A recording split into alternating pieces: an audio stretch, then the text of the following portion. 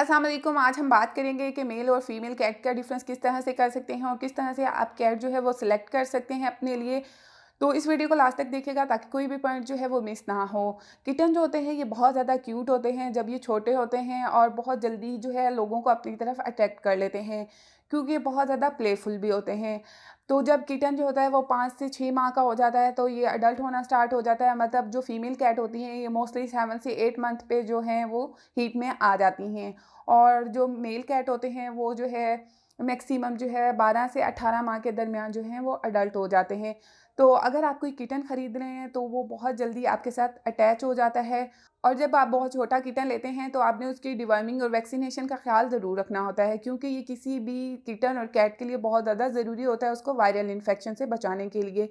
और आप लोग जानते हैं कि जब कैट के अंदर कोई भी वायरल इन्फेक्शन होता है तो उसके लिए बहुत ज़्यादा ख़तरनाक होता है और कैट बहुत मुश्किल से रिकवरी की तरफ आती है और मोस्टली कैट की डेथ भी हो जाती है। इसलिए वैक्सीनेशन जो है वो बहुत ज़्यादा इंपॉर्टेंट है। अपनी कैट की वैक्सीनेशन का बहुत ज़्यादा ख्याल रखें। तो जब किटन जो होता है वो बड़ा होना शुरू हो जाता है तो उसका बिहेवियर चेंज हो जाता है, उसकी ज़रूरतें भी तब्दील होनी शुरू हो जाती हैं।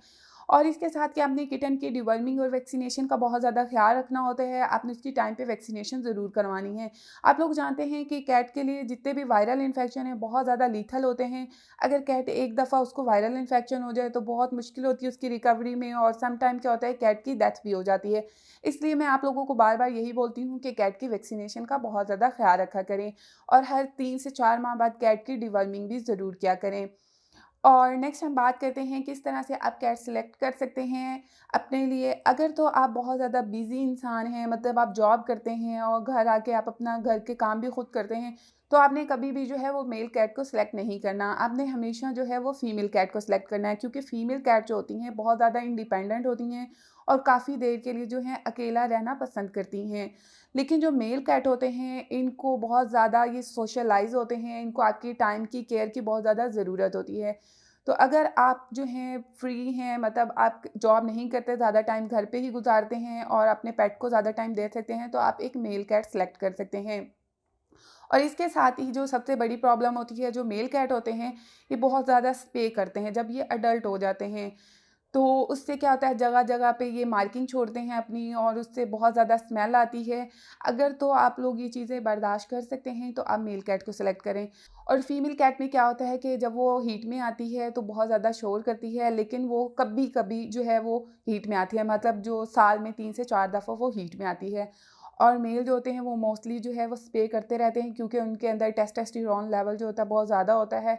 तो इसके लिए जो है आप अपनी कैट की सर्जरी करवा सकते हैं। अगर आप चाहते हैं कि आप मेल कैट रखें और वो स्प्रे ना करे, तो उसके लिए आपने क्या करना होता है, आपने उसकी न्यूट्रिंग करवा देनी होती है। न्यूट्रिंग जो होती है बहुत छोटी-सी सर्जरी होती है, जस्ट आप कह लें कि 5 से 10 मिनट लगते हैं अगर कोई एक्सपर्ट है तो। और इसमें कोई स्पेशल केयर की भी ज़रूरत नहीं होती, तो आप लोग वो करवा सकते हैं। और फीमेल कैट में क्या होता है कि अगर आप चाहते हैं कि आप किटन ना लें अपनी कैट से, तो आप उसकी स्पेइंग करवा सकते हैं। स्पेइंग करवाने से क्या होता है कि कैट जो होती है वो हीट में नहीं आती, और उसकी जो है वो सर्जरी काफ़ी लंबी होती है, उसमें 1 से 2 घंटे भी लग जाते हैं। और इसमें क्या होता है कि कैट की स्पेशल केयर करनी पड़ती है, आपको सर्जरी के बाद 5 से 6 दिन इसको एंटीबायोटिक देनी पड़ती हैं, इसके साथ उसको अच्छी फूड देनी पड़ती है और उसको सॉफ्ट बेडिंग प्रोवाइड करनी पड़ती है। और नेक्स्ट हम बात करते हैं इनकी पर्सनैलिटी के बारे में। जो मेल कैट होते हैं इनके चीक्स जो होते हैं वाइड होते हैं, इनका फेस जो होता है राउंड होता है एज़ कम्पेयर टू फीमेल, जिसकी वजह से ये बहुत ज़्यादा खूबसूरत नज़र आते हैं और इनका साइज़ भी जो है वो बड़ा होता है। इसलिए मुझे तो मेल कैट जो होते हैं बहुत ज़्यादा खूबसूरत लगते हैं। तो अगर आपने खूबसूरती के लिहाज से कोई कैट खरीदनी है तो आप मेल को प्रेफ़र करें, और अगर आप चाहते हैं कि वो स्प्रे ना करे तो आप उसकी सर्जरी करवा लें। और अगर हम बात करते हैं इनके बिहेवियर के बारे में, तो मेल कैट जो होते हैं ये थोड़े अग्रेसिव होते हैं जब ये हीट में आते हैं, क्योंकि इनमें टेस्टोस्टेरोन लेवल जो होता है वो ज़्यादा होता है, जिसकी वजह से ये थोड़ा अग्रेसिव बिहेव करते हैं। लेकिन आप इनकी अगर न्यूट्रिंग करवा लेते हैं तो उससे क्या होता है कि इनका बिहेवियर भी अच्छा हो जाता है, इसके साथ ही इनकी लाइफ जो होती है वो भी ज़्यादा हो जाती है। और इसी तरह से फीमेल कैट में भी होता है कि अगर आप उसकी स्पेइंग करवा लेते हैं तो उसकी लाइफ स्पेन जो होती है वो ज़्यादा हो जाती है। और लाइफ स्पैन जो होती है मोस्टली कैट की, अगर जो 10 ईयर है और आप उसकी सर्जरी करवा लेते हैं और अच्छी फूड देते हैं तो वो 13 से 15 ईयर्स तक भी ज़िंदा रह सकती हैं। तो आप लोगों ने उसकी फूड का बहुत ज़्यादा ख़्याल रखना होता है, आपने अपनी कैट को हमेशा हेल्दी फूड देना है। तो ये आप लोगों पे डिपेंड करता है, आपने मेल रखना है या फीमेल रखना है। आप लोगों ने इन चीज़ों को नोट कर लेना है कि आप उसको टाइम दे सकते हैं या नहीं दे सकते। अगर नहीं दे सकते तो आपने हमेशा फीमेल कैट को प्रेफ़र करना है। और अगर आप चाहते हैं कि वो हीट में ना आएँ, तो उसके लिए आप उसकी सर्जरी करवा सकते हैं। और इसके साथ ही उनके बिहेवियर इश्यू होते हैं, बिहेवियर इश्यू जो है काफ़ी हद तक कंट्रोल हो जाता है अगर आप उसकी सर्जरी करवा सकते हैं।